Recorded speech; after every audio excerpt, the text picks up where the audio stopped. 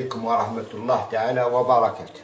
ما نطولوش خاوتي، واللي يوصلوا هذا الفيديو يوصلوا. ما نقولش للشعب الجزائري، نقول لي مسلم واللي يقول كاين ربي.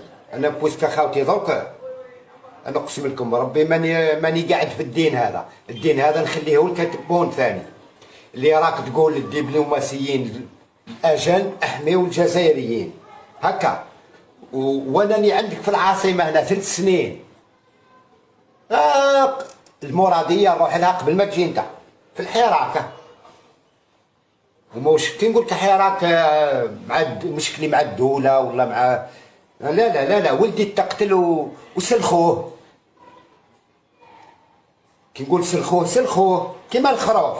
ما صراتش في البشريه يا اخي، ما صراتش. تبو 14 عضو يا الشعب الجزائري تنحى من ولدي، من الرقبه وهبط العضلات والماري والبلعوم واللسان وهبط حتى الحشاكم زبون نحاوه له الذكر تاعو كما تقول هكا. ثقت في العداله بعد داري وجيت سكنت عندك. كي لحقوني العصابه وخطفوا لي ولدي في عين مليله بعت الدار في 2020 وجيت عندك هكا. وثقت في العداله وثقت في المسؤولين تاعك وثقت في الكورونيل تاعك تاع الرئاسه اللي وعدني. سقسي الكورونيل رشدي كورونيل او كورونيل تاع الامن الرئاسي جا استقبلني، وهذه عملوا السنه. وفوق هكا خاوتي اداو البراءه لو 22 هذا اللي فات 22 نوفمبر 2021. هذا لو 22 الشهر هذا قضيه بدات. هذه جابت الحراك وراء الحراك، هذه جابت الحراك وربي غاضب تبوه. تقولوا ربي غضب وجاب الحراك على الشيء اللي صار فيه ولدي. تقتل فيه 2 فيفري ونكلوا بالجثه تاعو. الدوله تاعك نكلت بالجثه تاع ولدي 15 يوم يا اخي هكا. وفيها مستشار تاع بوشوارب اللي خطف الجثه وداها راح يدفنها في عين. وفيها مسؤولين فوق 500 مسؤول، حتى شمس الدين، حتى المفتي هذاك اللي راح بن اسماعيل خاوتيه هذاك المفتي راهو قولوا له قضيه احمد سايب وين راحت؟ صارت قبل من جمال بن اسماعيل. فوزك شافوها اخطر واغرب قضيه صارت في البشريه.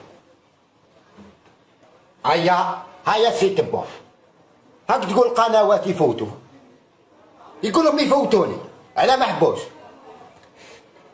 نقول للشعب الجزائري علي فضيل علاش تهز كي خرج قضيه ولدي اللي تقتله. خلينا اللي خطفوه لي ولدي الكبيره باش نتنازل، مي ما تنازلش الكرف بالماء بصواردهم وما تنازلش يا خاوتي. علاش؟ وين راح الشعب تاعي؟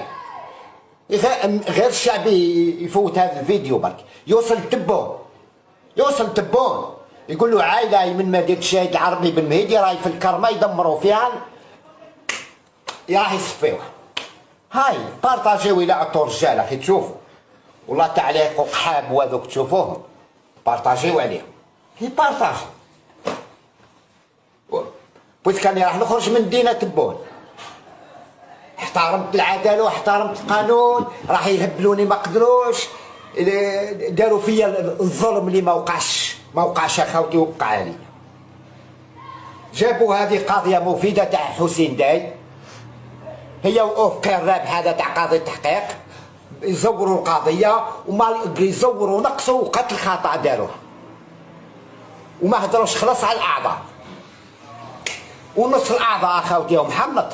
انا حسبت ولدي انا كل مشكله عضو النص 5 اعضاء محنطين في مصطفى باشا سرقهم رشيد بالحاجه هذا اللي زادوا طلعوا في القرار اللي يخدم قضيه الملايكه ينحيوه مسكين.